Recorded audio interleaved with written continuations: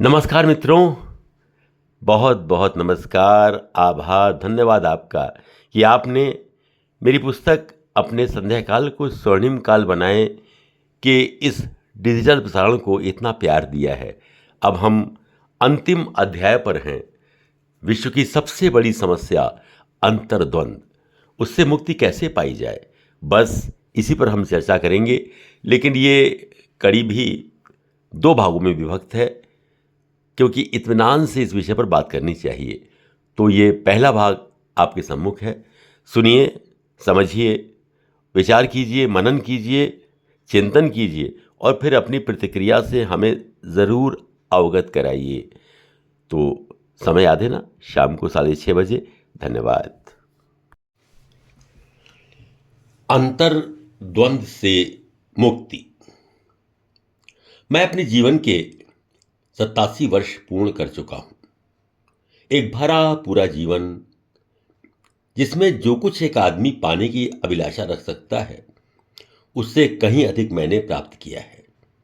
भरपूर शिक्षा, व्यापार में सफलता, सामाजिक प्रतिष्ठा, आर्थिक संपन्नता और मुझे प्रेम एवं सम्मान देने वाला मेरा परिवार। सितंबर सन 1960 से मैं ऑटो इम्यून डिजीज रियूमेटाइड अर्थराइटिस की चपेट में आ गया। यद्यपि तब किसी प्रकार इस रोग पर काफ़ी हद तक डॉक्टर CD पांडे की कृपा से नियंत्रण हो गया था, किंतु ये ऐसा रोग है कई बार जिसके हमले मुझे झेलने पड़े, किंतु अपनी दृढ़ इच्छा शक्ति, उचित चिकित्सा से बार बार उठ खड़ा हुआ और अपने जीवन की गति को बनाए रखने में सफल रहा। सन 1980 में भाइयों में बंटवारे की स्वाभाविक प्रक्रिया के चलते हम 6 भाइयों का 20 वर्ष साथ रहने के बाद आपसी सहमति से बंटवारा हो गया। मैंने उनके साथ तब तक चल रहे साझा व्यापार से मुक्त होकर अपना अलग स्वतंत्र व्यावसायिक प्रतिष्ठान शुरू किया और अपनी पत्नी श्रीमती मालती के सहयोग, स्वर्गीय पिताजी की प्रेरणा और अपने आत्मविश्वास की पूंजी के बल पर अपने को सफलतापूर्वक आगे बढ़ा सका। 19 वर्षों तक अनवरत रूप से मेरा एक ही लक्ष्य था, अपने व्यापार की प्रगति, अपने बच्चों को समुचित शिक्षा दीक्षा और उत्तम संस्कार देना और परिवार के प्रति अपने उत्तरदायित्व का निर्वाह। उस काल में न मैंने किसी क्लब मीटिंग में भाग लिया और न किसी सार्वजनिक समारोह में सक्रिय भागीदारी निभाई। इसका सुखद परिणाम हुआ। मेरे पुत्र पुत्रियों ने न केवल शिक्षा के क्षेत्र में सफलता पाई, वरन उनके शादी संबंध भी शिक्षित और प्रतिष्ठित परिवारों में हुए। सन 2003 में मैंने अपनी पत्नी के साथ और उनकी सहमति से अपने पूज्य पिताजी श्री रामचंद्र जी अग्रवाल की स्मृति में Shri Ram child welfare foundation की स्थापना की, जो आज भी सफलतापूर्वक चल रहा है। इतने व्यस्त जीवन के बाद इधर पिछले 3-4 वर्षों से मैंने अपने अंदर एक एकाकीपन का एहसास किया। समुचित चिकित्सा और अपने प्रिय पुत्र पुत्रियों और पुत्र वधुओं के साथ होने पर भी कुछ मानसिक स्तर पर अवसाद और अकेलेपन का हल्का सा एहसास। मुझे लगता है कि यह समस्या किसी न किसी स्तर पर अंतिम सोपान पर खड़े हुए बुजुर्गों के साथ जुड़ी हुई है।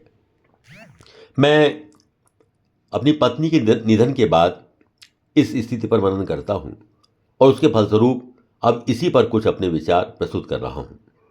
इस बीच मुझे कुछ ऐसी पुस्तकें पढ़ने को मिली जिन्होंने न केवल मुझे इस उलझन में नई राह दिखाई, वरन जीवन के यथार्थ से भी परिचित कराया।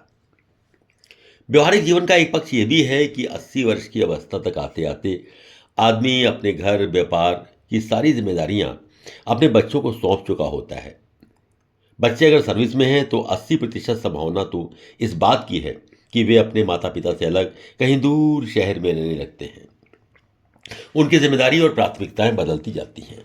वे अपनी पत्नी और संतान के प्रति दायित्व निभाने के साथ अपने स्वयं के जीवन में घूमने फिरने में और अन्य क्रियाकलापों में और सामाजिक गतिविधियों में व्यस्त हो जाते हैं।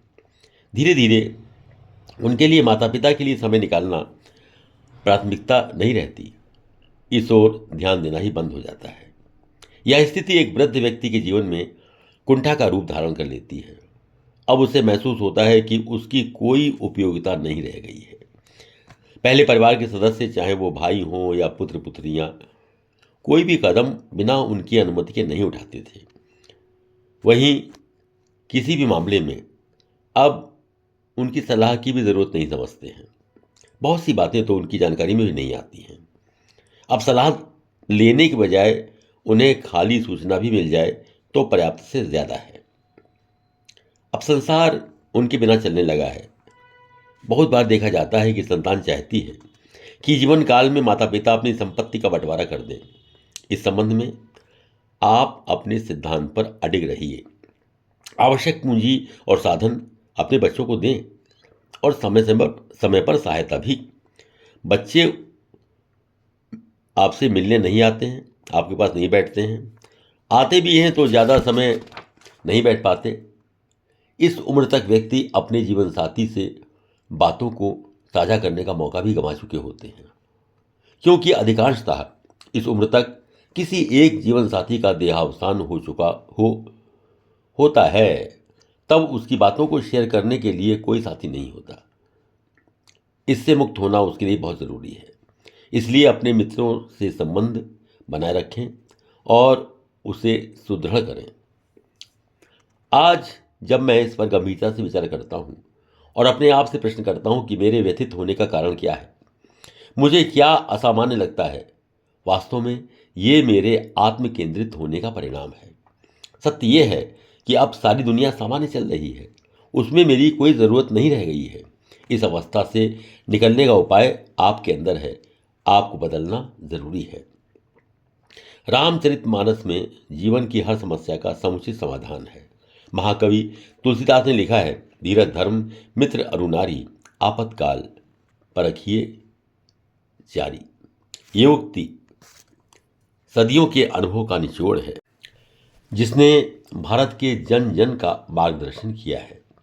जीवन के संध्या काल में इसी उक्ति के प्रथम दो शब्द धीरज और धर्म, इनका बड़ा ही महत्व है। अपने संध्या काल को स्वर्णिम बनाने के लिए यह ऐसा मंत्र है जो आपके इस उत्तरकाल को सहज, तनाव रहित, शांतिपूर्ण और आनंददायक बना सकता है। आप में धैर्य की कमी और संन्यास के धर्म पर न चलना ही आपकी इस अवस्था का कारण है। के लिए एक स्पेशल ऑफर। इस किताब की मार्केट प्राइस 500 रुपये है, जिस पे आपको मिल रहा है 40% डिस्काउंट, यानी कि मात्र 300 रुपये में with free delivery at your door step. Book लेने के लिए इस QR कोड पर या स्क्रीन पे दिखाई गई UPI ID पर 300 रुपये का पेमेंट करें और उसका स्क्रीनशॉट अपने एड्रेस के साथ हमें WhatsApp नंबर पर भेज दें and you will receive your book with in 4 to 5 working days. Thank you for your support. Please like, share and subscribe this channel.